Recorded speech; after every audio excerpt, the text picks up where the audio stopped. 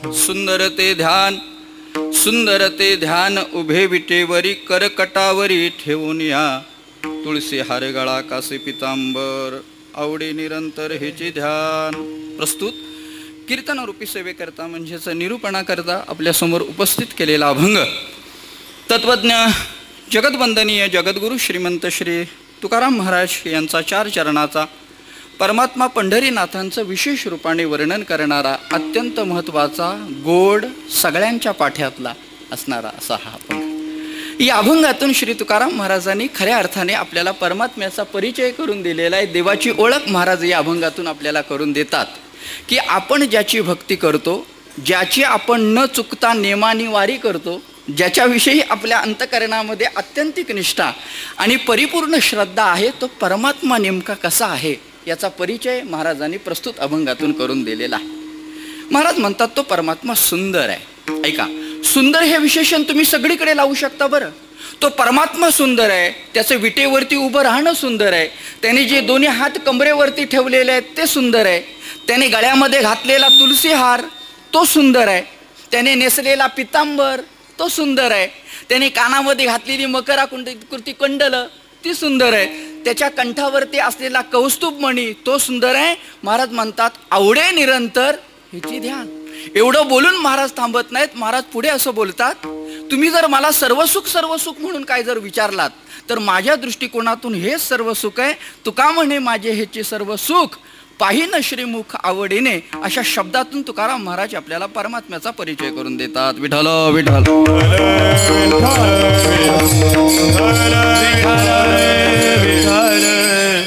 अभंग सगळ्यांच्या पाठ्यातला आहे, अर्थाने सुद्धा सगळ्यांना ज्ञात असणारा असा हा अभंग आहे. कारण या अभंगातले शब्द काय बघण्याकरता, त्याचा भाव बघण्याकरता काही पारिभाषिक शब्द नाहीत किंवा शब्दकोश बघावा त्याचा अर्थ बघावा असा नाही. अभंग सरळ जरी वाचलात तरी या अभंगाचा भाव आपल्याला कळण्यासारखा आहे. अभंग सगळ्यांच्या पाठ्यातला आहे. अगदी मी तर असं म्हणेन, इथं मंडपामध्ये जे उपस्थित आहेत त्यांच्या सगळ्यांच्या हा अभंग पाठ असला पाहिजे.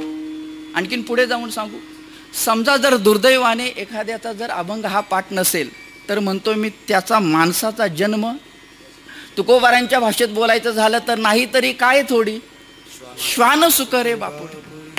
तुकोबारांच्या अभंगात गाथ्यातला हा एकमेव असा अभंग आहे की हा अभंग अजूनपर्यंत कोणीही घोकमपट्टी करून पाठ केलेला अभंग नाही. लहानपणापासून हा अभंग आपल्या कानावरती पडला, अभंग पाठ झाला म्हणजे हा अभंग तोंडपाठ म्हणण्यापेक्षा कानपाठ असणारा असा अभंग. आणि महाराज सगळ्यात महत्त्वाचं म्हणजे चाल लावायला सुद्धा हा अभंग बरा आहे. सोपा अभंग आहे, सरळ. आपल्या वारकरी संप्रदायाच्या भजनाची सुरुवातच तर या अभंगातून. अभंग जरी सोपा असला, आपण रोज हा अभंग जरी म्हणत असलो तरी या अभंगातून तुकाराम महाराजांनी परमात्म्याच्या परिचयाकरता जी म्हणून विशेषणं वापरलेली आहेत ती विशेषणं अतिशय चिंतनीय आणि अतिशय महत्त्वाची अशा पद्धतीची. या अभंगातून तुकाराम महाराजांनी आपल्याला देवाचा परिचय करून दिलाय का हा देव नेमका कसा आहे. प्रश्न असा आहे, तुकाराम महाराज आपल्याला देवाचा परिचय का करून देतात? तुकोबार आहे आपल्याला देवाची ओळख का करून देतात? आपल्याला काय देवाचा परिचय नाही? पंढरपुरामध्ये गेल्यानंतर मंदिरात ज्यावेळेला आपण देवाच्या दर्शनात जातो आणि मंदिरात प्रवेश केल्यानंतर गाभाऱ्यात गेल्यानंतर विटेवरती उभी असलेली दोन्ही हात कमरेवरती ठेवलेली मूर्ती म्हणजे पांडुरंग हे सांगण्याकरता तुकोबार आहे कशाला पाहिजे? आपल्याला सगळ्यांना परमात्म्याचा परिचय. देवाला आपण ओळखतोय की पंढरपूरमध्ये असणारा पांडुरंग हा भगवान परमात्मा पंढरपूरचा राज आहे. तरी तुकोबार या अभंगातून आपल्याला त्याचा परिचय करून देतात. त्याचं काय कारण? त्याचं कारण मी आपल्याला सांगतो. आपल्याला जरी त्याचा परिचय असला तरी तो त्याचा परिचय हा स्थूल रूपाने आहे, अजून त्याचा परिचय सूक्ष्म रूपाने झालेला आहे. परमात्म्याचा परिचय तो बहिरंगाने आहे, अजून आपल्याला सूक्ष्म रूपाने झालेला नाही.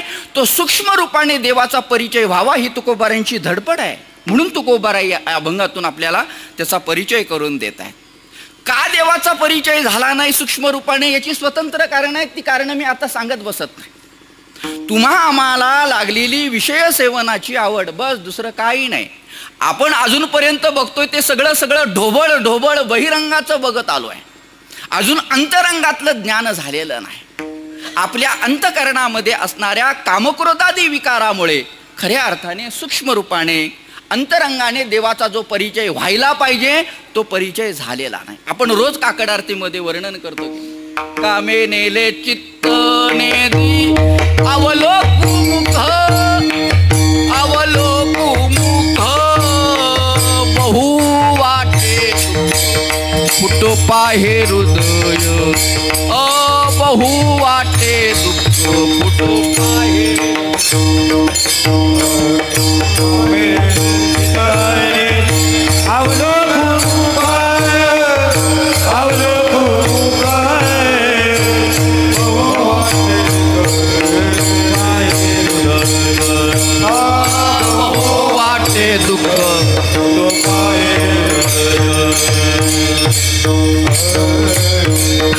कामिनेले चित्तने दे अवलोको मुख बहु वाटे दुःख फुटो पाहे हृदय कागा सासूरवासी मज केले भगवंता. आपण रोज काकड आरतीमध्ये म्हणत असतो, आपल्या अंतकरणामध्ये असणाऱ्या विकारामुळे, आपल्याला लागलेली विषयाच्या सेवन करण्याच्या सवयीमुळे अजून खऱ्या अर्थाने परमात्म्याचा सूक्ष्म रूपाने अंतरंगाने परिचय झालेला नाही. तो परिचय व्हावा ही तुकोबारायांची धडपड आहे.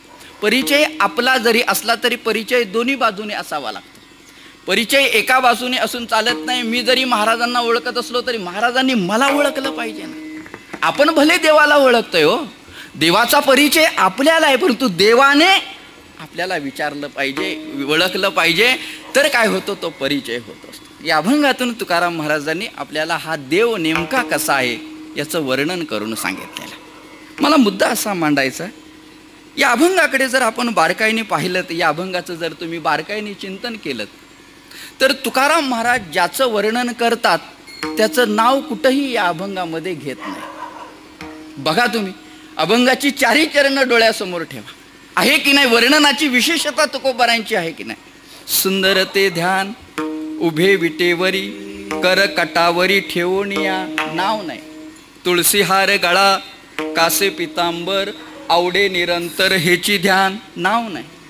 मकर कुंडले तळपती श्रवणी कंठी कौस्तुभमणी विराजित नाव नाही.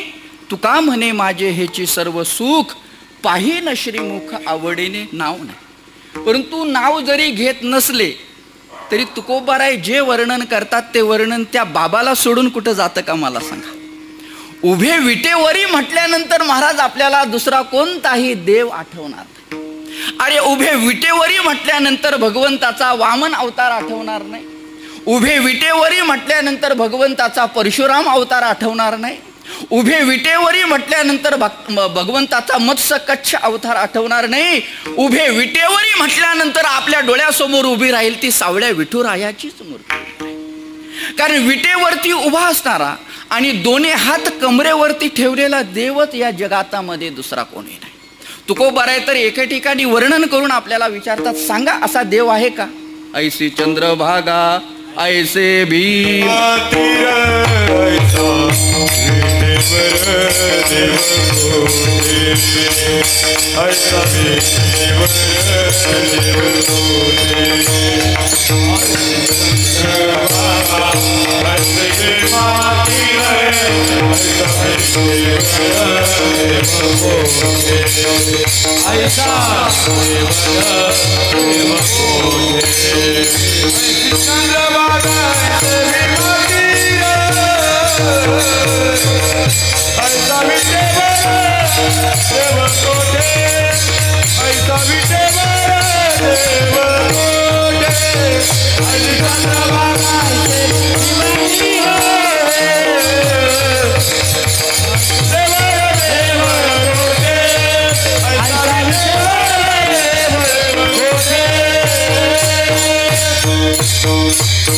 तुकोबाराय उत्तर गर्भित प्रश्न विचारतात, सांगा ऐसी चंद्रभागा ऐसे भीमाती ऐसा विटेवर देव कोठे. उदंड पाहिले उदंड ऐकिले उदंड वर्णिले क्षेत्र महिमे.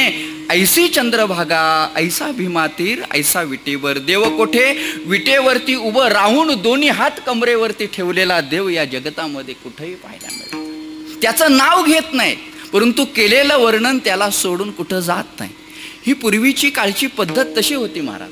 पूर्वीच्या काळी नाव न घेता काय केलं जात असे, वर्णन केलं जात असे, आणि ते केलेलं वर्णन बरोबर त्यालाच लागू पडत असे. बघा तुम्ही, आजही जुन्या ज्या स्त्रिया आहेत, महिला आहेत, ते आपल्या नवऱ्याचं नाव घेत नाही, परंतु नाव न घेता बरोबर त्याचा परिचय करून देतात की नाही. अलीकडच्या काळामध्ये न बोललेलं महाराज बरं. अलीकडच्या काळामध्ये तर त्यांना नवऱ्याचं नाव घेतल्याशिवाय अंतकरणातलं प्रेम व्यक्त होत नाही. बरं, ते नाव घेताना सुद्धा काही नाव घेण्याचे स्टेप्स आहेत महाराज. उदाहरण म्हणून सांगतो. समजा एखाद्याचं नाव जर रमेश असेल, माफ करा बरं का, कुणाचं नाव असेल तर लावून घेऊ नका, एक उदाहरण म्हणून मी आपल्याला सांगतो. समजा जर एखाद्याचं नाव जर रमेश असेल तर त्याच्या बायकोनं कसं हाक मारावं? रमेशराव म्हटली तर ते कमी प्रेम, रमेश म्हटली तर तिच्या दृष्टिकोनातून जास्त प्रेम. परंतु ती जर त्याला रम्या म्हणून हाक मारत असेल तर प्रेमाचा काय झाला? तो परमोच्च बिंदू झाला, परमोच्च बिंदू झाला.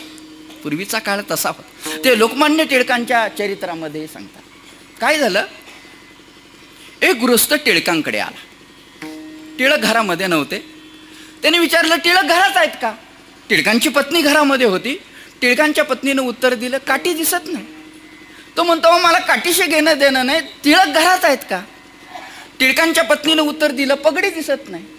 तो म्हणतो, माझा साधा प्रश्न आहे, टिळक घरात आहेत का? टिळकांच्या पत्नीनं तिसरं उत्तर दिलं, जोडे दिसत नाही. हा म्हणतो, मला काय जोडे खायचेत की काय? हो, माझा साधा प्रश्न आहे, टिळक घरात आहेत का? टिळकांची पत्नी रागावली, बाहेर आली आणि म्हणू लागली, मूर्खा, कळत नाही? ज्या अर्थी घरामध्ये काठी नाही, पगडी नाही, जोडे नाहीत, त्या अर्थी टिळक घरामध्ये नाही. ही परिचय करून देण्याची पहिली पद्धत होती. याही अभंगातून तुकाराम महाराज जरी त्याचं कुठंही नाव घेत नसले तरी केलेलं वर्णन त्याला कुठंही सोडून जात नाही. या अभंगातून तुकाराम महाराजांनी आपल्याला देवाचा परिचय करून दिला. देवाची ओळख महाराज या अभंगातून करून देतात. तुकोबा राय आहेत ते. या अभंगातून तुकाराम महाराज त्याचा जरी परिचय करून देत असले तरी तो परिचय 3 पद्धतीने करून देतात. परिचयाच्या 3 पद्धती मी आपल्याला सांगतो. कोणत्या 3 पद्धतीने सांगतो? अभंग 4 चरण डोळ्यासमोर ठेवा. अभंगाच्या पहिल्या 3 चरणातून तुकाराम महाराज परमात्म्याचा जो परिचय करून देतात तो स्थूल रूपाने करून देतात, आणि शेवटच्या चरणातून तुकाराम महाराज परमात्म्याचा जो परिचय करून देतात तो सूक्ष्म रूपाने करून देतात. परिचयाची ही एक पद्धत. पहिल्या 3 चरणातून तुकाराम महाराज परमात्म्याचा परिचय करून देतात, तो रूपाने करून देतात, आणि शेवटच्या चरणातून तुकाराम महाराज परमात्म्याचा परिचय करून देतात, तो स्वरूपाने करून देतात. परिचयाची ही दुसरी पद्धत. परिचयाची तिसरी पद्धत सांगतो, थोडीशी आध्यात्मिक पद्धत आहे. पहिल्या 3 चरणातून तुकाराम महाराज परमात्म्याचा परिचय करून देतात, तो तटस्थ लक्षणाने करून देतात, आणि शेवटच्या चरणातून तुकाराम महाराज परमात्म्याचा परिचय करून देतात, तो स्वरूप लक्षणाने करून देतात. विठ्ठल विठ्ठल.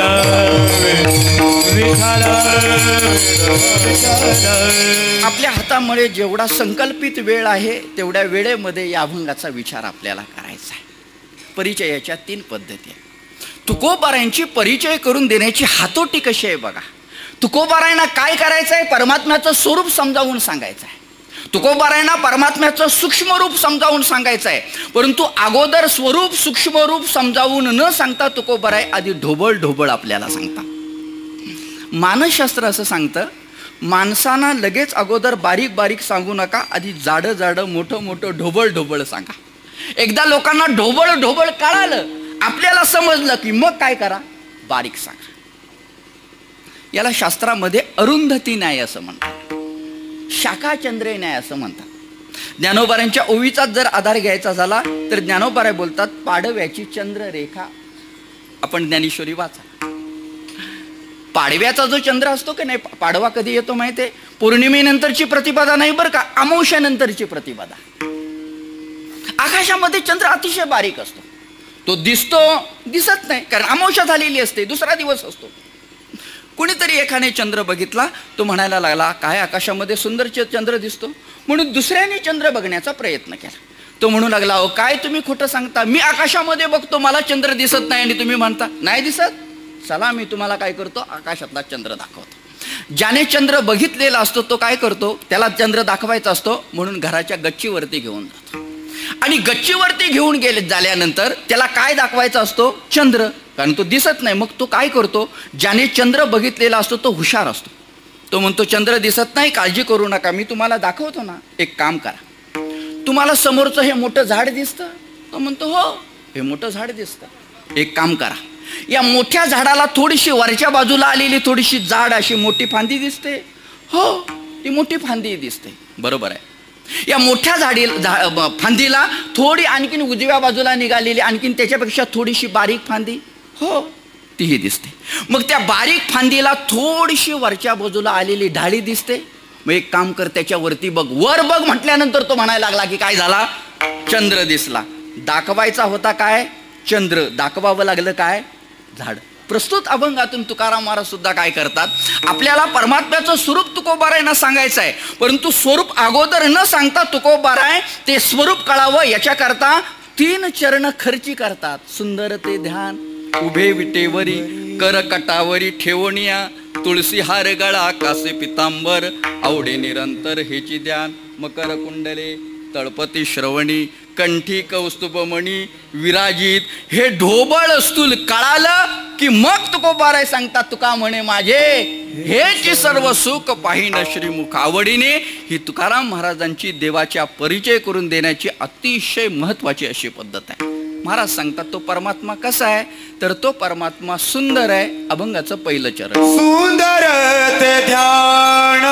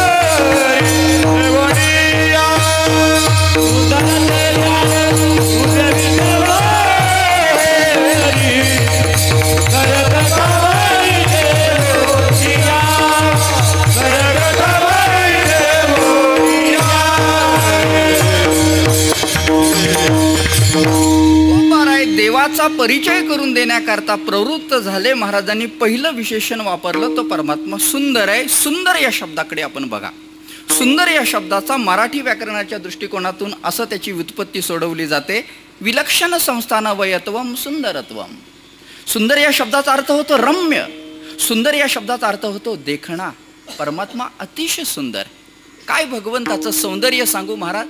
या जगतामध्ये आपण जे म्हणून सुंदर म्हणून जे आपण बघतो की नाही, जे सौंदर्य आपण बघतो की नाही, ते सगळं सौंदर्य त्याच्यापासून जर निर्माण झालं असेल तर तो निर्माता किती सुंदर असेल याचा विचार आपणच केलेला बरा.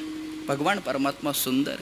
गवगवीत घनसावळा, मुकुट मंडळ मेखळा, कंठी कौस्तुभ वनमाळा, सोनसाळा झळकत. बघा तुम्ही, नाथ महाराजांनी भागवतामध्ये भगवंताच्या सौंदर्याचं वर्णन केलंय. किंवा ज्ञानोबाराय सुद्धा भगवंताच्या सौंदर्याचं वर्णन करताना काही शब्द वापरतात ते आपण बघा.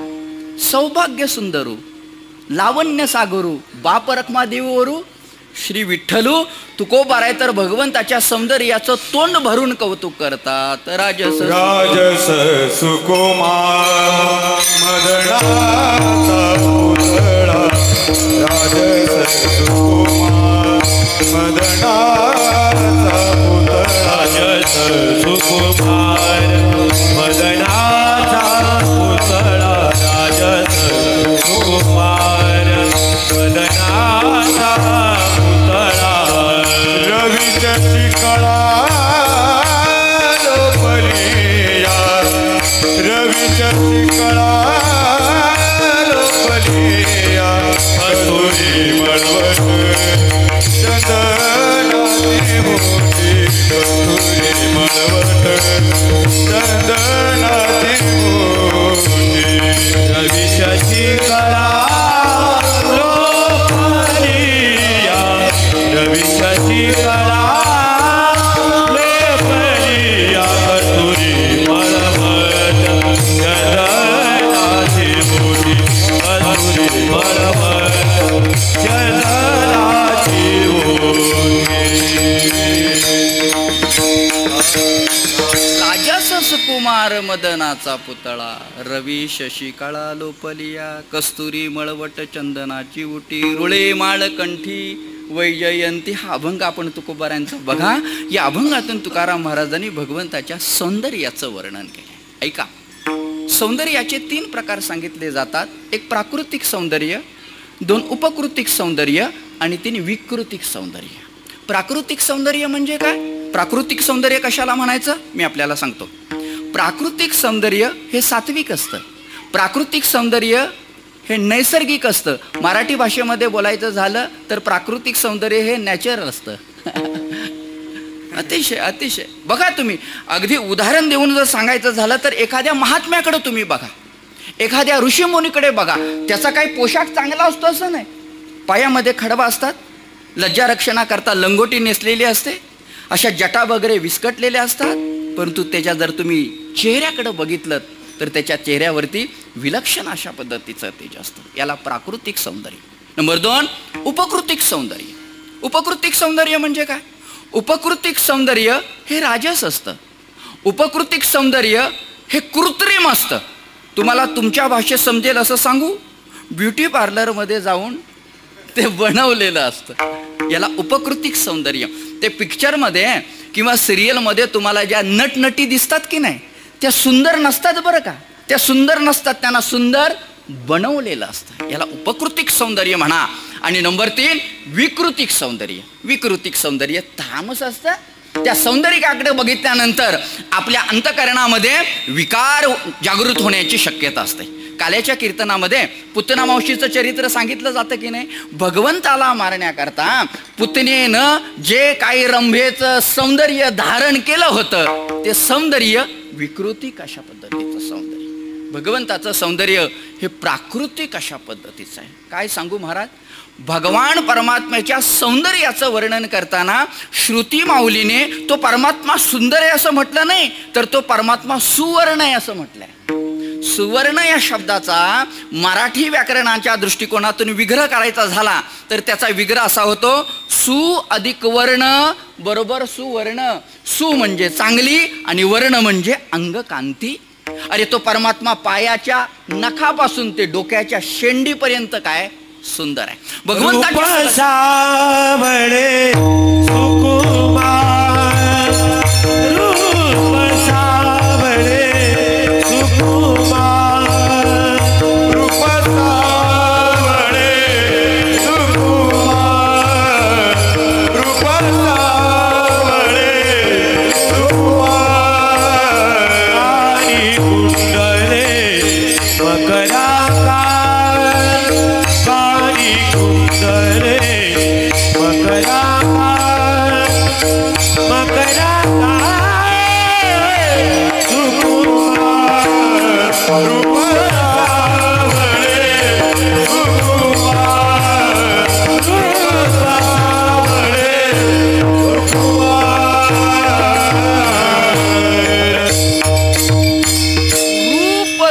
सगळे सुकुमार. भगवंताचे सगळे अवयव सुंदर आहेत, सगळे अवयव सुंदर, अगदी पायाच्या नखापासून ते डोक्याच्या शेंडीपर्यंत.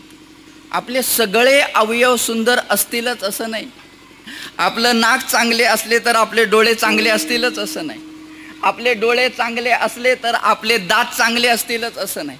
आपले दात चांगले असले तर आपले ओठ चांगले असतीलच असं नाही. आपले दात ओठ चांगले असले तरी आपलं हसणं चांगलं असेल असं नाही. भगवंताचे सगळे अवयव सुंदर आहे. साहित्यशास्त्रामध्ये एखाद्या वस्तूला सुंदर म्हणायचं कधी म्हणायचं, साहित्यशास्त्राने त्याचा खुलासा असा केलाय, त्या वस्तूकडं बघितल्यानंतर क्षणाक्षणाला सौंदर्याचा वेगवेगळा प्रत्यय आला पाहिजे तर ती वस्तू सुंदर, अन्यथा त्या वस्तूला सुंदर म्हणण्याचं कारण नाही. तुकोबाराय सुद्धा पांडुरंगाला सुंदर म्हणतात म्हणजे काय, अरे क्षणाक्षणाला वेगळा सौंदर्याचा प्रत्यय येतो. तुम्ही सकाळच्या वेळेला जा, देवाचं रूप वेगळं दिसेल. तुम्ही 9 वाजता जा, देवाचं रूप वेगळं दिसेल. तुम्ही दुपारी 11 वाजता पोशाख बदलतात तेव्हा जा, देवाचं रूप वेगळं दिसेल. तुम्ही 4 वाजता जा, देवाचं रूप वेगळं दिसेल. तुम्ही संध्याकाळच्या वेळेला जा, देवाचं रूप वेगळं दिसेल. तुम्ही जर कधी शेजारतीला गेलात तर भगवान एकदम तुम्हाला थकलेले दिसतील. क्षणाक्षणाला सौंदर्याचा प्रत्येक वेगवेगळा आपल्याला बघायला मिळतो. अव देव क्षणाक्षणाला वेगळा दिसतो म्हणून तर तुम्ही आम्ही 17-17, 18-18 तास रांगेमध्ये उभे राहतो. त्याचं नाहीतर कारण काय, भगवंताचं सौंदर्य, बस, दुसरं काही नाही. भगवान परमात्मा अतिशय सुंदर, अतिशय सुंदर. किती सुंदर आहेत, कितीतरी भक्तिशास्त्रातल्या कथा आपल्याला सांगता येतील की भगवान किती सुंदर आहेत. मी तर म्हणतो देवाचं सौंदर्य बाजूला ठेवावं. भागवतामध्ये अशा काही कथा आपल्याला ऐकायला मिळतात. राधेच्या बाबतीमध्ये राधेनं नुसतं कृष्णाला बघितलं नाही, चित्रात बघितलं तर तिची अवस्था वेगळी झाली. भक्तिशास्त्रामध्ये अशी कथा आहे. काय झालं, एके दिवशी राधा आपल्या मैत्रिणींसह फिरायला गेली आणि फिरायला गेल्यानंतर भगवंताने वेणुनाद केला. तो वेणुनाद ऐकल्याबरोबर राधेच्या अंतःकरणामध्ये लज्जा निर्माण झाली. मैत्रिणी येतात, विचारतात, राधे काय झाली, तू लाजलीस, का लाजलीस? राधेनं सांगितलं, काही नाही, हा वेणुनाद माझ्या कानावरती पडला म्हणून माझ्या अंतःकरणामध्ये लज्जा निर्माण झाली. असं 2, 3, 4 वेळेला झालं. राधा लाजते हे बघितल्यानंतर राधेची चित्रलेखा नावाची एक मैत्रीण होती.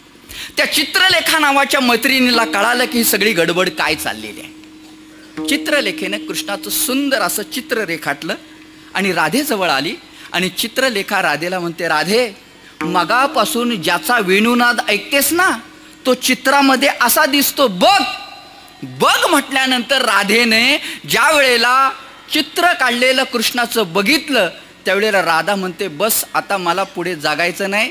ज्याचं दर्शन घ्यायचं होतं, ज्याला पाहायचं होतं तो काय झाला, चित्रात मी आता बघितला. म्हणजे कृष्णाला चित्रात बघितलं तर राधेची ही अवस्था. प्रत्यक्ष भगवंताला बघितल्यानंतर काय अवस्था झाली असेल याचा विचार आपणच केलेला बरा. भगवान परमात्मा अतिशय सुंदर आहेत महाराज, अतिशय सुंदर. तुम्हा मला तो परमात्मा सुंदर दिसतो असं नाही, अरे स्वर्गातले देवादिदेव सुद्धा त्याच्या सौंदर्याला वेडे झाले महाराज, वेडे झाले. आपणही त्याच्या सौंदर्याला भुलतो म्हणून आपण रांगेमध्ये उभं राहतो. हे स्वर्गातले इंद्र, चंद्र, अग्नी, वरुण हे सुद्धा दिसायला सुंदरच आहेत, कारण त्यांचा देह हा तेजस आहे. तुमचा माझा देह हा पंचमहाभूतांपासून बनलेला आहे, परंतु स्वर्गातल्या देवादिकांचा देह सुद्धा तेजस आहे, त्यामुळे तेही सुंदर आहेत. पुराणामध्ये इंद्राच्या सौंदर्याचं वर्णन आलंय, पुराणामध्ये अग्नीच्या सौंदर्याचं वर्णन आलंय, वरुणाच्या सौंदर्याचं वर्णन आलंय. हे सुंदर असणारे, स्वतःला सुंदर म्हणून घेणारे हे सगळे देवादिदेव त्याचं सौंदर्य बघण्याकरता येतात. ते सुद्धा दाटीवाटीने येतात. फरक एवढाच आहे, आपण ज्या वेळेला देवाचं सौंदर्य बघण्याकरता, देवाचं दर्शन घेण्याकरता जातो ना, त्यावेळेला आपण रांग लावतो. ती कुठून लावतो? गोपाळपुरापासून लावतो. हे स्वर्गातले देवादिदेव देवाच्या दर्शनाला येतात आणि रांग लावतात. कुठून माहितीये? वाळवंटापासून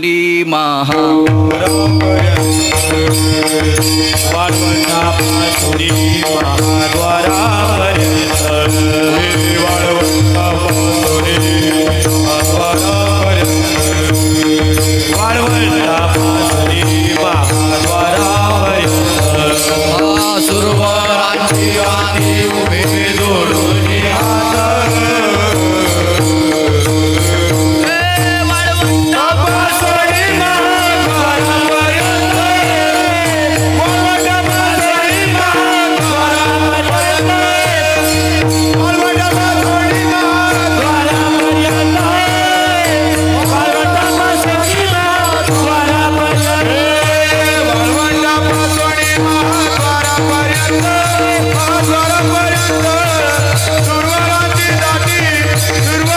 दाटी उभे जोडोनी हात पार्वतापासून महाद्वारापर्यंत सुरवराची गाठी उभे जोडोनी हात. सुरवरांची मांदी उभे जोडोनी हात, वाळवंटापासून महाद्वारापर्यंत. सुरवर या शब्दाचा अर्थ होतो स्वर्गातले देवादिदेव, ते सुद्धा त्याच्या सौंदर्याला भाळले. भगवंताचे सौंदर्य ऐकल्यानंतर, बघितल्यानंतर, वर्णन ऐकल्यानंतर भले भले लोक त्याच्या सौंदर्याला वेडे झाले महाराज. कोण कोण सांगू मी तुम्हाला. भगवान शंकर वेडे झाले, ब्रह्मदेव वेडा झाला, सगळे देव वेडे झाले. भगवान शंकरांनी फक्त भगवंताच्या सौंदर्याचं वर्णन कानाने ऐकलं. भगवान शंकरांनी विचार केला, बघू तरी हा नेमका दिसतो कसा.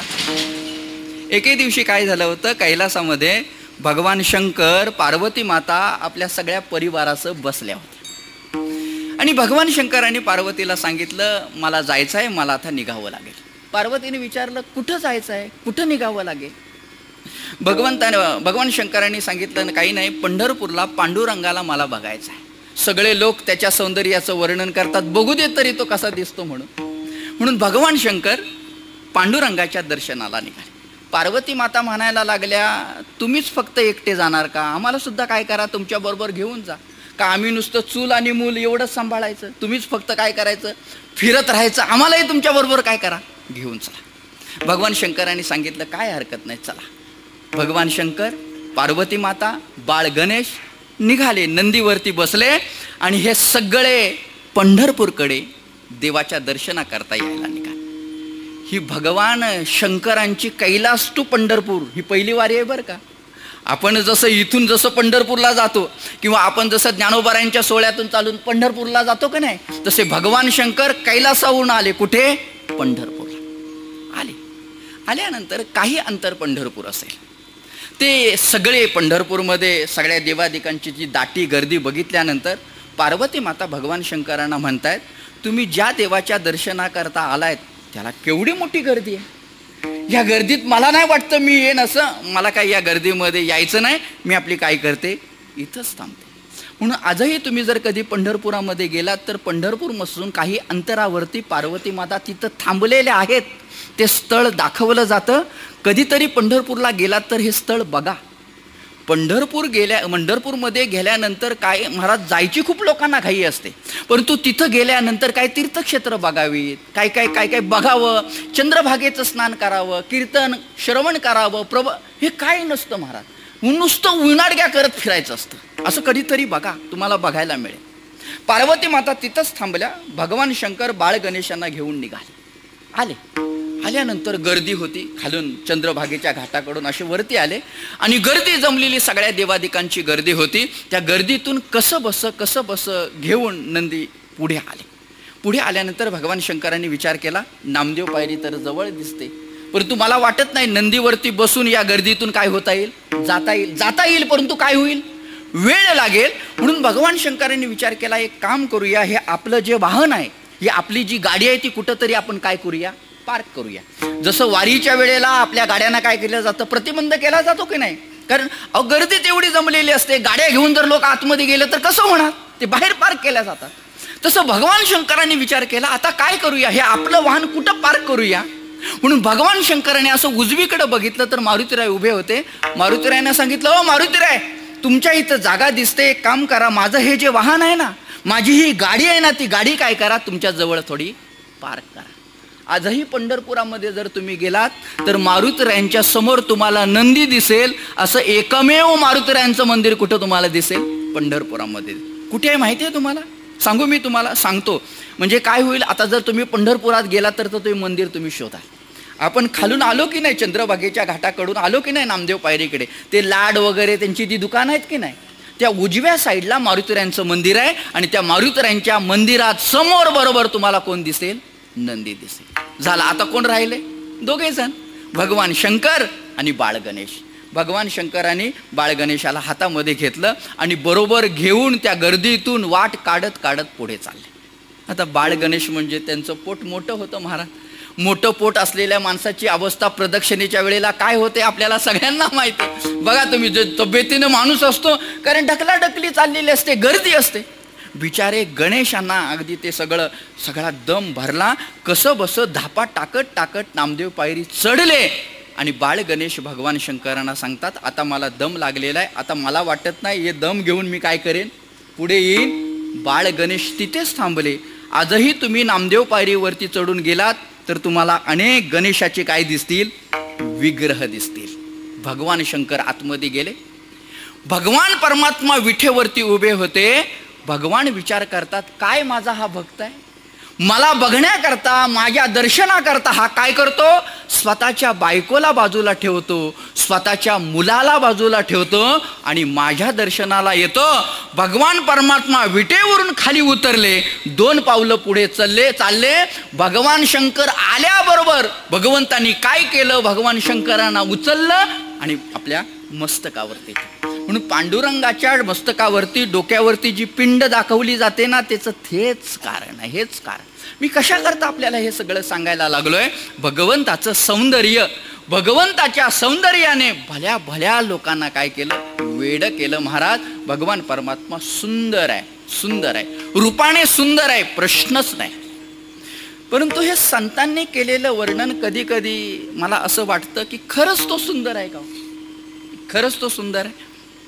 नाही, तुम्हाला लगेच तसं उत्तर देता येणार नाही. मला आपल्याला हे विचारायचं आहे, सौंदर्याचा विचार करताना गोरा रंग हे सौंदर्याचं लक्षण आहे का काळा रंग? बोला ना हो तुम्ही. हा, गोरा रंग. जर गोरा रंग हे सौंदर्याचं लक्षण असेल तर आपला देव गोरा आहे का काळा आहे? सांगा ना. अरे ज्ञानोबा आहे तर बोलतात, ठाईचाची काळा अनादि बहु काळा. मग तुकोबा आहे त्याला सुंदर म्हणतात, काय कारण सांगतो मी आपल्याला. ऐका ऐका बरं, तुम्ही ना कधी काळ्या रंगाकडे असं कधी वाईट नजरेनं बघू नका महाराज. काळा रंग खूप चांगला आहे. मी काळ्या रंगाची काय विशेषता तुम्हाला सांगतो, म्हणजे आपल्याला कळेल. काळा रंग हा शुद्ध आहे, काळा रंग हा पवित्र आहे. मला आपल्याला हे विचारायचं आहे, आपले डोळे बुबुळ पांढरे चांगले दिसतात का काळे हो? काळे. मग कसं म्हणता तुम्ही काळा रंग चांगला नाही? आपले केस पांढरे चांगले दिसतात का काळे हो? काळे. अरे ज्यांचे पांढरे झालेले असतात ते मेहंदी लावून काय करतात? मग कसं तुम्ही कसं काळ? मी आणखीनही सांगतो, ऐका. काळा रंग पवित्र. आपल्या हिंदू धर्मामध्ये लग्न झाल्यानंतर स्त्रिया मंगळसूत्र गाळ्यामध्ये घालतात की नाही? मग गाळ्यातल्या मंगळसूत्र जे घालतात त्या मंगळसूत्रातले मणी पांढरे असतात का काळे हो? काळे. मग पांढरा रंग जर सौंदर्याचं लक्षण असेल तर मणी कुठले घालायला पाहिजेत? काळेच मणी, कारण काळा रंग हा पवित्र आहे. मंगळसूत्र म्हटलं की त्याच्यामध्ये काळेच मणी पाहिजेत. हा, आता अलीकडच्या काळामध्ये मंगळसूत्र राहिलंच नाही महाराज. सगळं सोनंच राहिलं. चालत नाही महाराज. पवित्र आहे, काळा रंग शुद्ध आहे. बघा ना तुम्ही, एखादा झरा आहे आणि झऱ्यातून पाणी बाहेर येतंय. खड्डा जर तिथं सखोलता निर्माण झाली असेल तर तिथलं पाणी कसं दिसतं? काळं दिसतं की नाही? काळंभोर दिसतं की नाही? ज्या आरती पाणी काळंभोर आहे त्या आरती पाणी कसं असलं पाहिजे? शुद्ध असलं पाहिजे. म्हणून लगेच आपण काय करतो? ते प्राशन करतो की नाही? ऐका, तो जरी काळा असला, त्याचा रंग जरी गोरा नसला तरी तुकाराम महाराज त्याला सुंदर म्हणतात. ते केवळ रूपाकडे बघून सुंदर म्हणत नाहीत. अरे तो रूपाने तर सुंदर आहेच आहे, परंतु तो परमात्मा गुणाने सुद्धा काय सुंदर आहे. तुकोबाराय जे त्याला सुंदर म्हणतात त्याचं हेच कारण आहे. रूपाने सुंदर आहेच, प्रश्नच नाही, परंतु तो गुणाने सुंदर आहे, हे फार महत्वाचं. कारण लोक एखाद्या वेळेला रूपामध्ये ऍडजस्टमेंट करतील, गुणामध्ये कोणी ऍडजस्टमेंट करणार? बघा ना तुम्ही, एखादा मनुष्य, एखादा तरुण मुलगा दिसायला गोरा गोमटा आहे, परंतु त्याचे जर गुण चांगले नसतील तर म्हणतात काय करायचं त्याच्या रंगाला. परंतु एखादा मुलगा जरी काळा असला आणि गुण चांगले असतील तर तो काय म्हणतात लोक? वा वा वा, गुणाने तो काय चांगला आहे.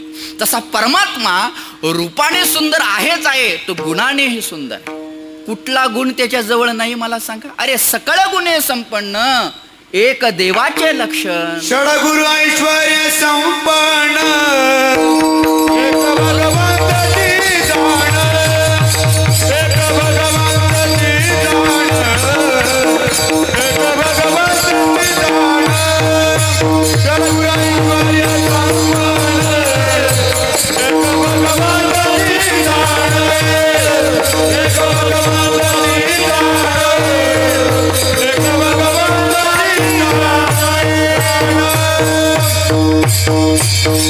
षडगुण ऐश्वर्य संपन्न एक भगवंतचे दान वरकड कोटे काही एक आहे एक नाही. बाकीच्या देवांच्या बाबतीत जर आपण विचार करायला गेलो अरे त्यांच्या ठिकाणी एखादा गुण असेल नसेल, परंतु भगवंताजवळ सगळे गुण आहेत, सगळे गुण सर्व गुण.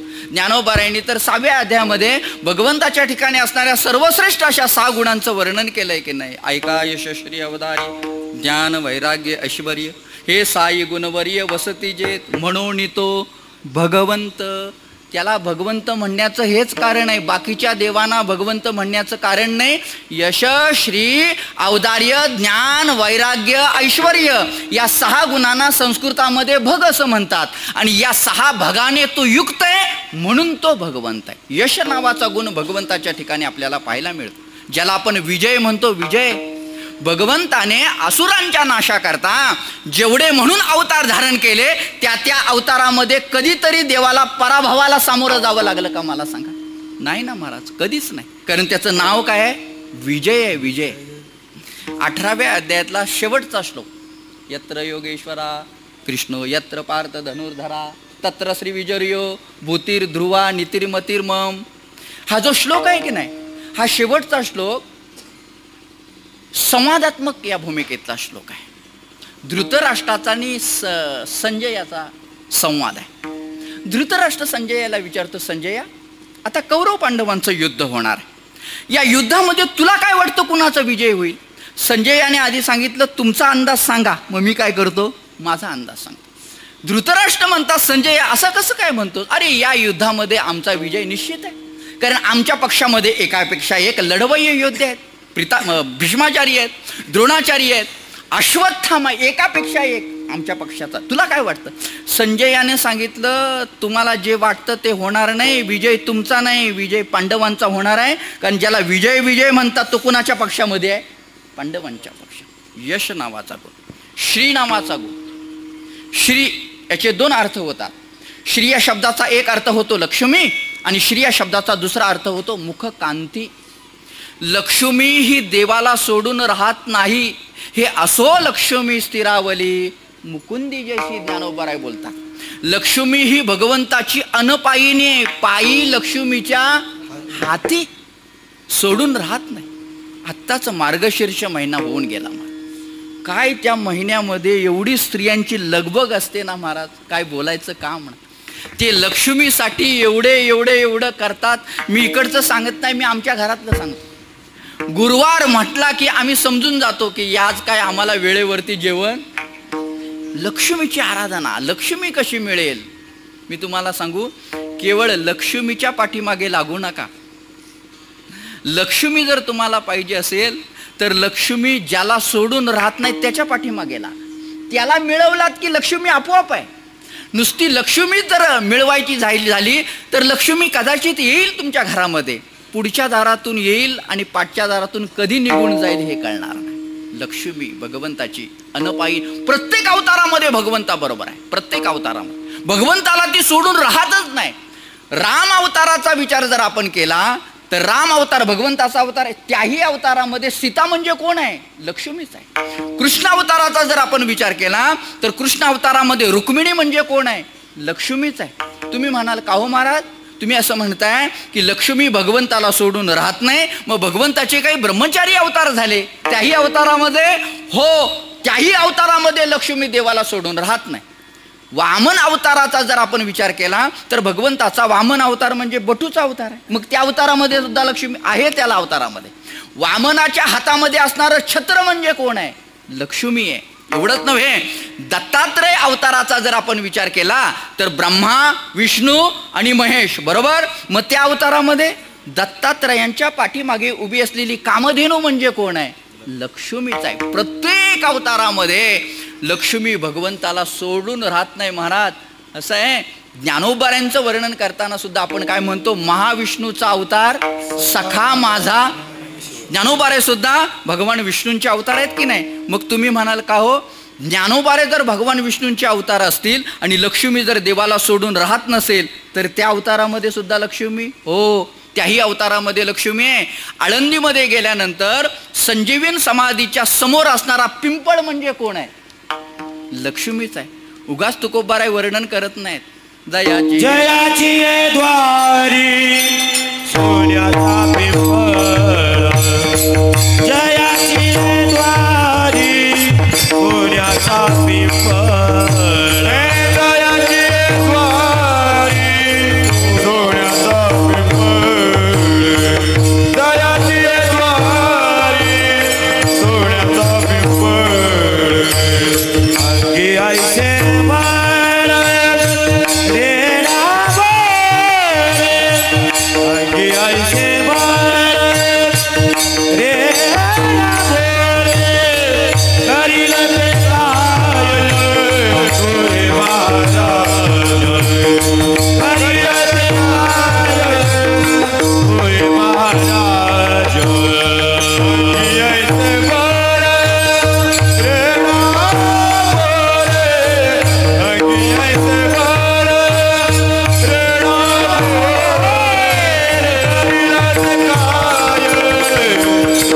बोले करील ते काय तुझे महाराज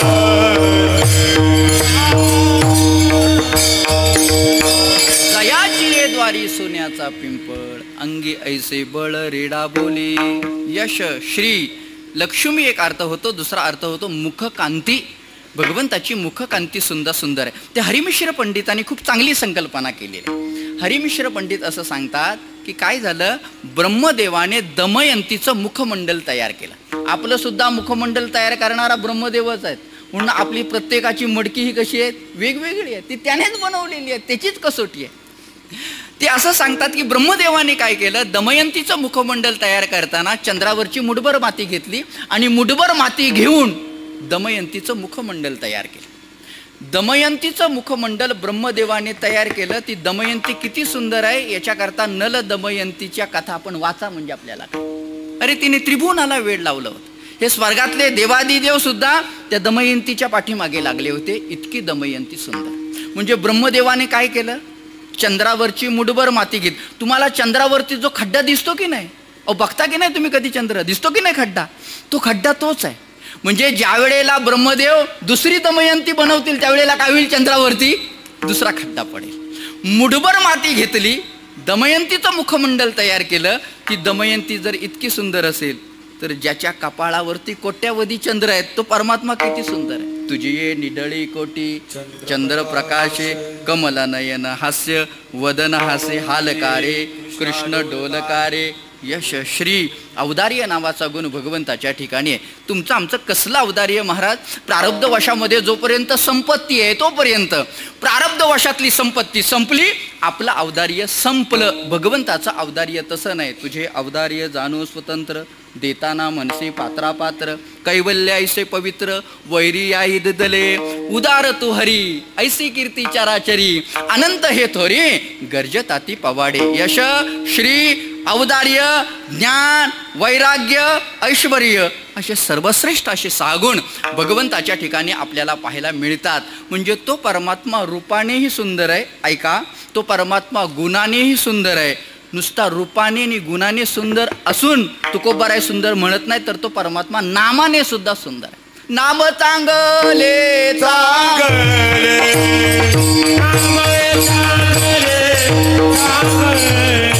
हे माझे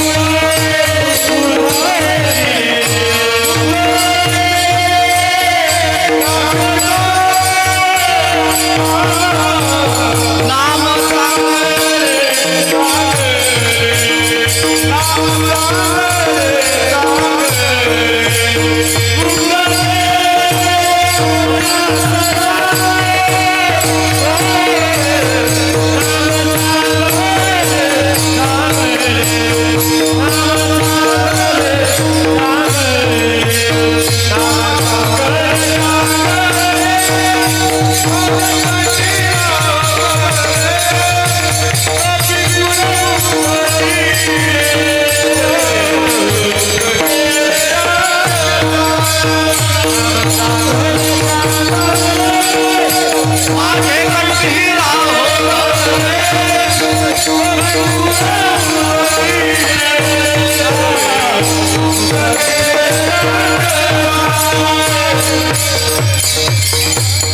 तो परमात्मा नामाने सुद्धा सुंदर आहे. काय त्याचं नाम आहे? गोड तुझे रूप, गोड तुझे नाम, देई मज प्रेम. सर्व भगवंताचं नाव किती गोड आहे, किती सुंदर आहे.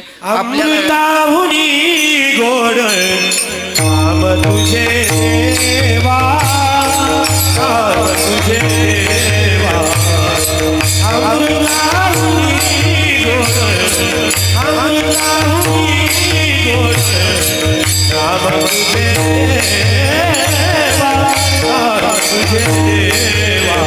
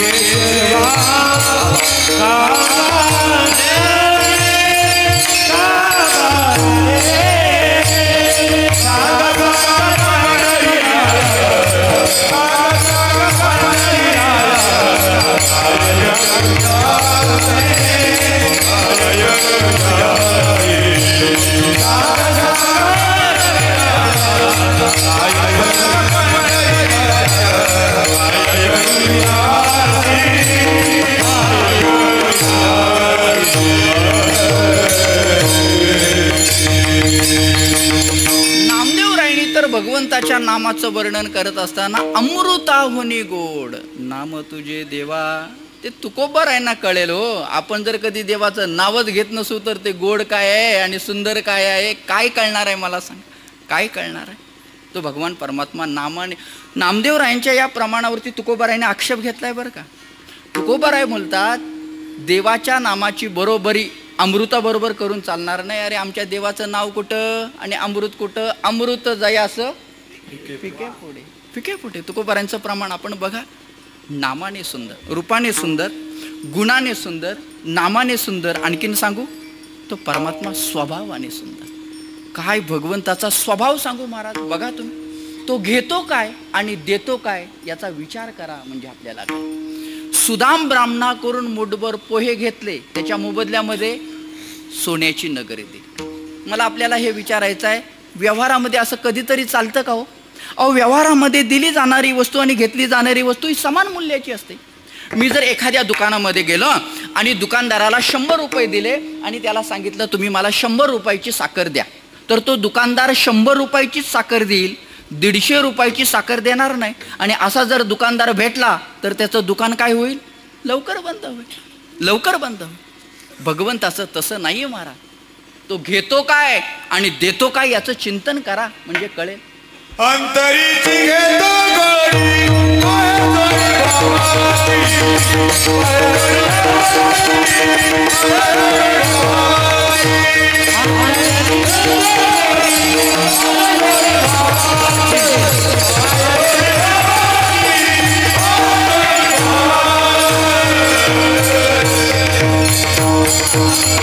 देवाला फक्त अंतरीची घेत गोडी, पाहे जोडी भावाची. त्याला वरवरचं पाहिजे नसतं, त्याला अंतकरण वृत्तीतला काय पाहिजे असतो? भाव पाहिजे असतो. थोर प्रेमाचा भुकेला,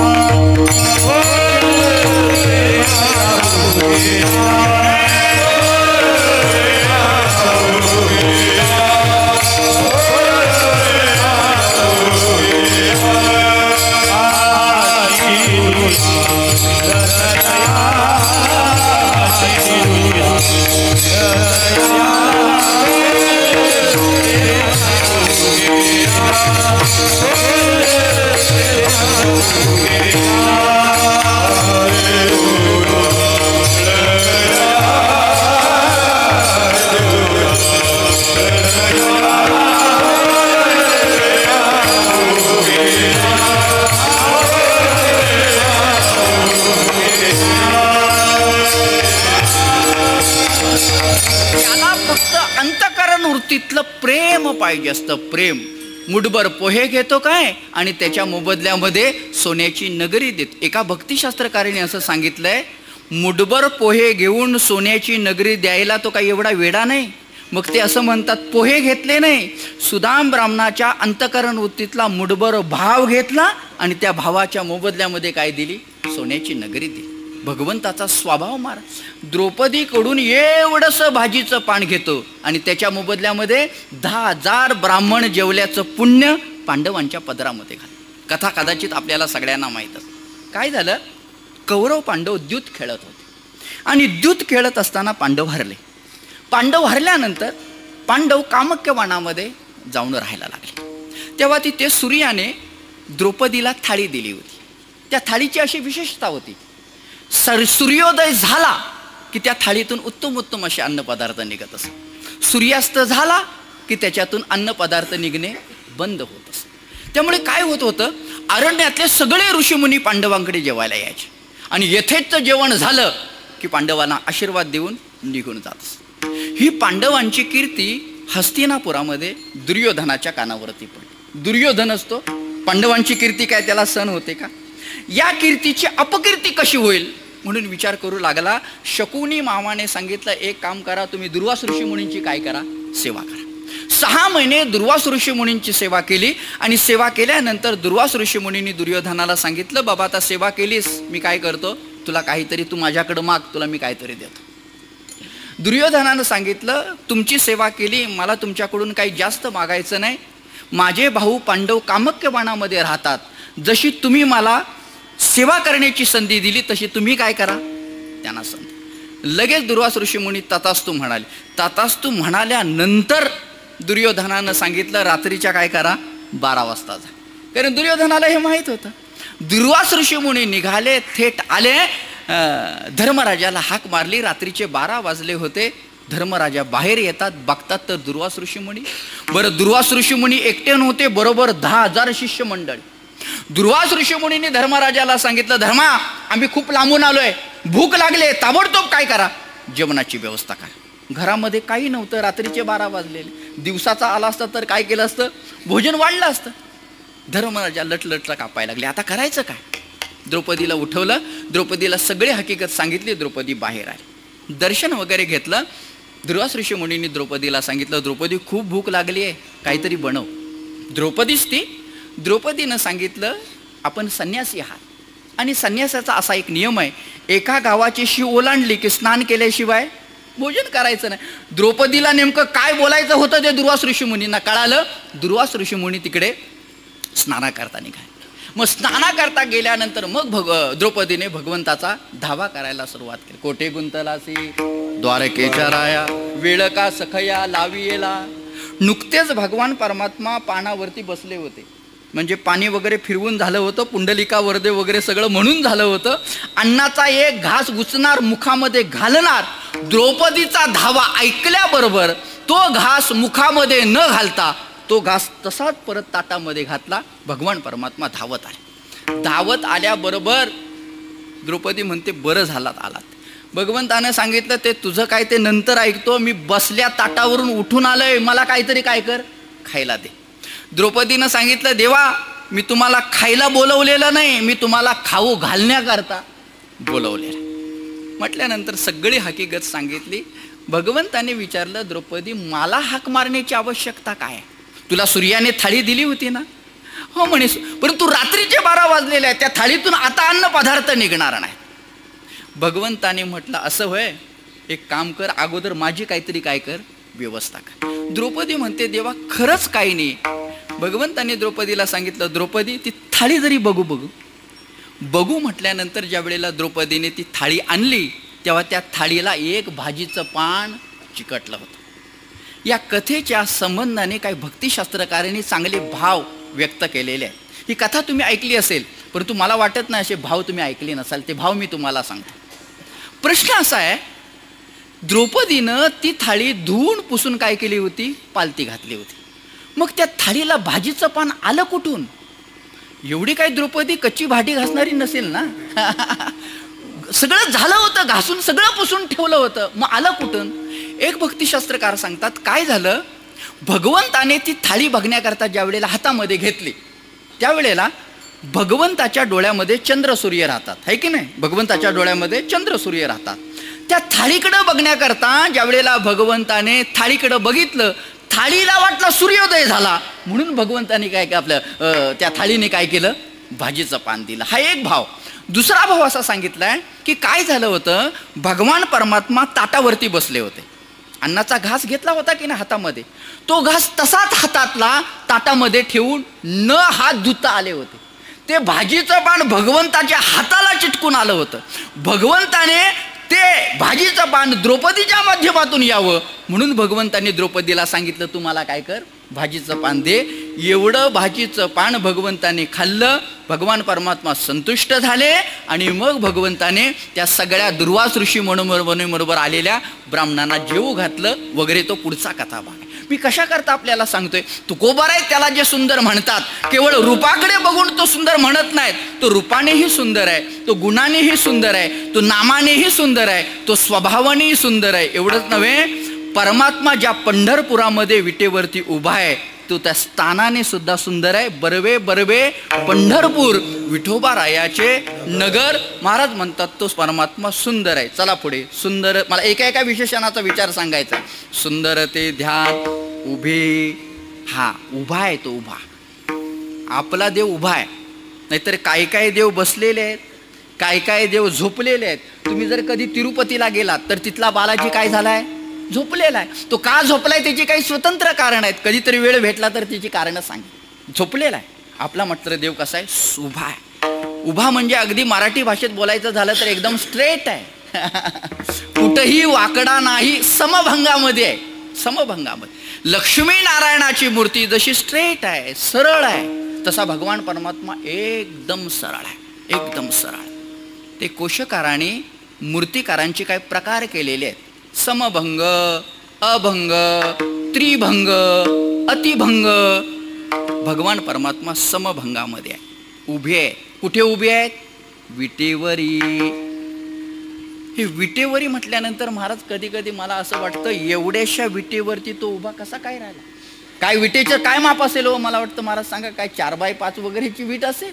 एवढ्याशा विटेवरती तो भगवान परमात्मा काय झाला? उभा राहा. आता त्या विटेवरती उभं राहायचं होतं म्हणून भगवंताने काय केलं? दोन्ही पाय असे जुळवले आणि जुळवून तो काय झाला? विटेवरती उभा. समचरण दृष्टी विटेवरी साजिरी, तिथे माझी हरी वृत्ती राहो. ऐका, भगवान परमात्मा विठेवरती पाय जुळवून का उभा राहिला? त्याचं एक कारण मी आपल्याला सांगतो. भगवंताने असं सांगितलं पाय जुळून उभं राहून की मी हे पंढरपूर सोडून आता मी कुठंही जाणार नाही. कारण त्याने काय केले? पाय जुळवले ना मला. अहो, चालण्याकरता पाय विलग करावे लागतील की नाही? मला जर चालायचं झालं तर मला काय करावं लागेल? एकदा पाय पाठीमागे घ्यावा लागेल, दुसरा पाय तर चालता येईल. पाय जुळवून चालता येणार नाही. पाय जुळवून फार फार तर काय करता येतील? उड्या मारता येतील. पाय जुळवून किती चालणार? भगवान परमात्मा हे सूचित करतायत की मी पाय जुळवलेत याच्याकरता की मी आता पंढरपूर सोडून कुठंही जाणार नाही. आणखीन दुसरा भाव सांगतो. भगवान परमात्म्याने असे जे पाय जुळवून उभे आहेत की नाही देव, भगवंताने आपल्या दर्शनाचं सौलभ्य निर्माण व्हावं भक्ताला याच्याकरता पाय जुळवून ठेवले. समजा जर देवाने असे जर उभा राहिला असता तर देव भक्ताला काय करावं लागलं असतं? एकदा या पायावरती डोकं ठेवावं लागलं असतं आणि एकदा. परंतु भगवंताने एकदम पाय जुळवून आपल्याला दर्शनाचं सौलभ्य निर्माण व्हावं म्हणून भगवंताने पाय जुळवून उभा आहे. कुठं उभा आहे? विटेवरी. ही वीट म्हणजे काय आपल्याला सगळ्यांना माहीत. हे वीट म्हणजे ते इंद्राचं शरीर आहे. कथाभाग मी सांगत नाही, सगळ्यांना माहीत. पुंडलिक रायाने देवाला उभं राहण्याकरता दिलेलं हे एक प्रकारचं आसन आहे. आसन. भगवान परमात्मा ज्या वेळेला आले की नाही, मग काही लोक म्हणतात तो गोकुळावरून आला, काही लोक म्हणतात तो द्वारकेवरून, कुठून काय येईना आला. पुंडलिक रायांच्या आश्रमाच्या बाहेर उभा राहिला आणि भगवान परमात्मा पुंडलिक रायांना म्हणतात, पुंडलिका मी आलोय, बघ, ये माझं दर्शन घे, माझ्याकडं बघ. पुंडलिक राय आई वडिलांची सेवा करतायत. पुंडलिक राय देवाला पाठीमागे वळवून सांगतायत, देवा गप बोलू नकोस, न घडे प्रसंग बोलायाचा, माझी या पितराची होईल निद्राभंग. नामदेवराय वर्णन करतात, न घडे प्रसंग बोलायाचा. देवा हा बोलण्याचा प्रसंग नाही, गप्प बस. माझे आई वडील काय करायला लागलेत? झोपायला लागले. देवाने ऐकल्यानंतर देवानं असं खुणवलं, उभं राहू, कुठं उभं राहू, सांग. मग पुंडलिकरायाने तिथली बी घेतली. ऐसा कैसा रे तू धीट मागे भिरकावली. कधी कधी हे प्रमाण वाचल्यानंतर माझ्या या असा विचार येतो, बिचाऱ्या पुंडलिकरायाने न बघता काय केली, वीट पाठीमागे, अहो त्याला लागली असती ना, परंतु त्याने फुल म्हणून समजावून घेतली असती तो भाग निराळा. विटेवरती उभा आहे, सुंदर ते ध्यान उभे विटेवरी करकटावरी ठेवणिया. भगवंताने काय केलेत, आपले दोन्ही हात कंबरेवरती ठेवलेले. ऐका, भगवंताने दोन्ही हात कंबरेवरती का ठेवलेत त्याचे दोन भाव मी आपल्याला सांगतो. भगवंताचे काम करून हात थकले, त्या थकलेल्या हातांना विश्रांती मिळावी म्हणून भगवंताने काय केले, दोन्ही हात कंबरेवरती ठेवले. हा एक भाव.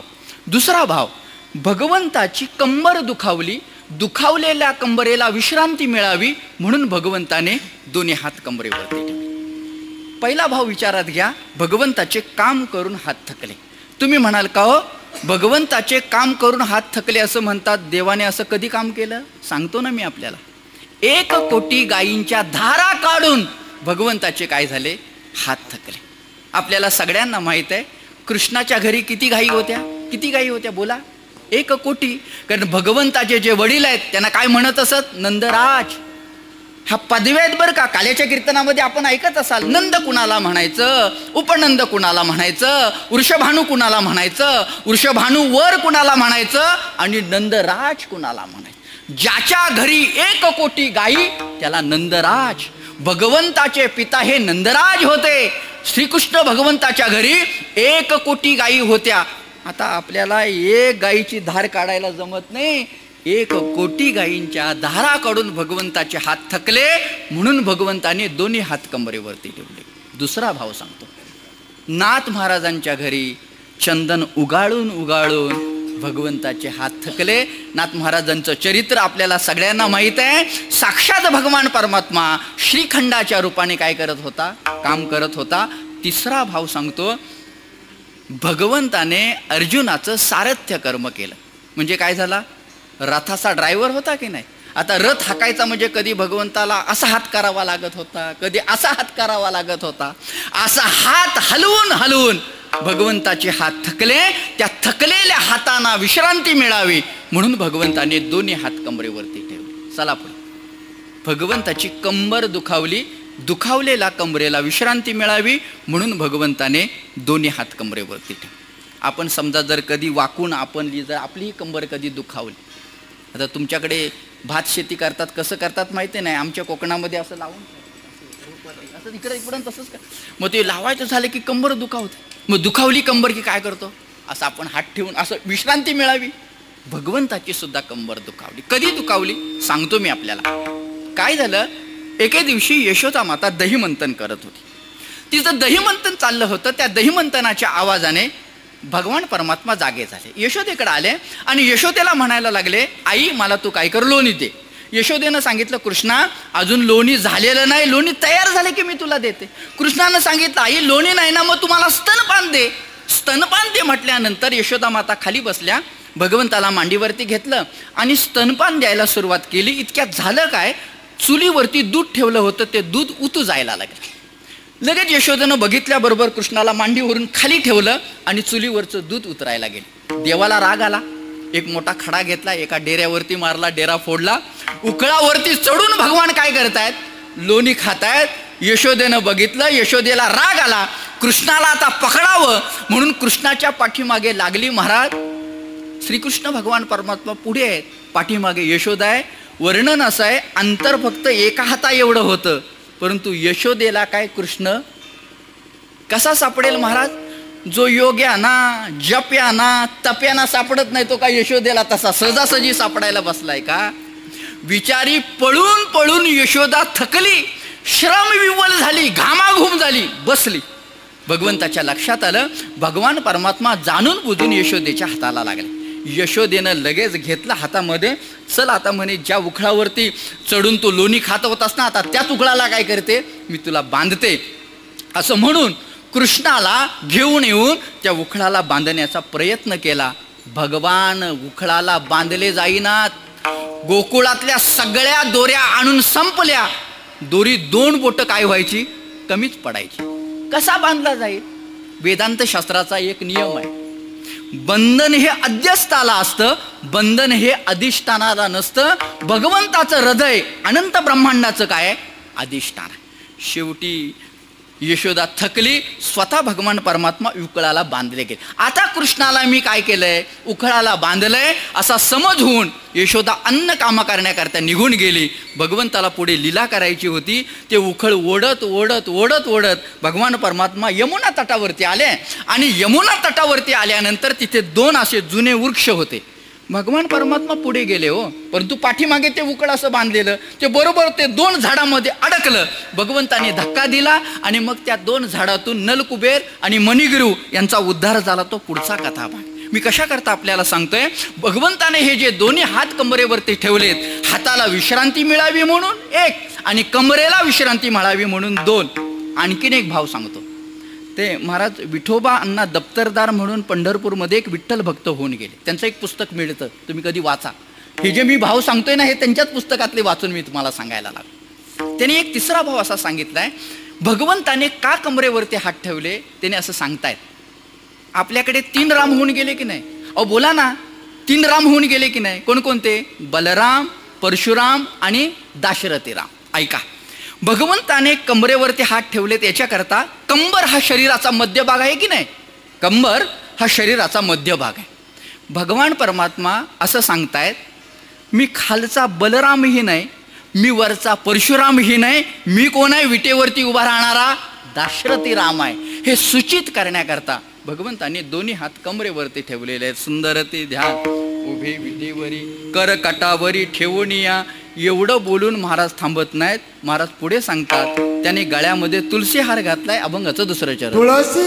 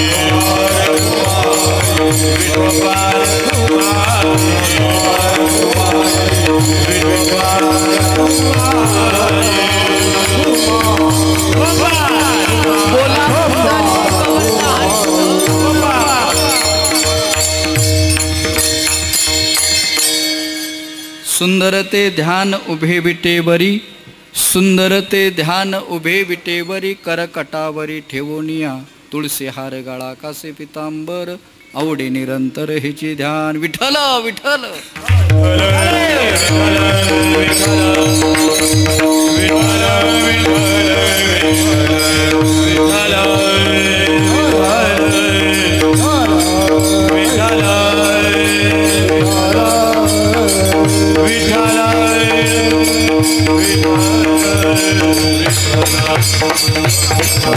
बोला पुंडलिका वरदे हरी विठ्ठल, ज्ञानदेव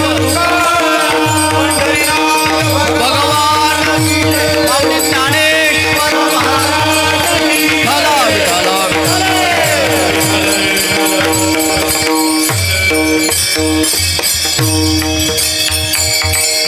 या अभंगातून श्री तुकाराम महाराज आपल्याला परमात्म्याचा परिचय करून देतात. देवाची ओळख महाराजांनी या अभंगातून करून दिले की हा देव नेमका कसा आहे, आणि त्याच्या परिचयाकरता महाराजांनी जी म्हणून विशेषणं वापरली त्या विशेषणाचा आतापर्यंत आपण पैकाचरणाचा विचार करून आलोय.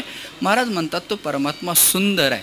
सुंदर आहे नुसता रूपाने सुंदर आहे असं समजण्याचं कारण नाही, तर तो गुणानेही सुंदर आहे, नामानेही सुंदर आहे, स्वभावानेही सुंदर आहे आणि स्थानाने सुद्धा सुंदर आहे. सुंदर ते ध्यान उभे विटेवरी, तो उभा आहे. कुठे?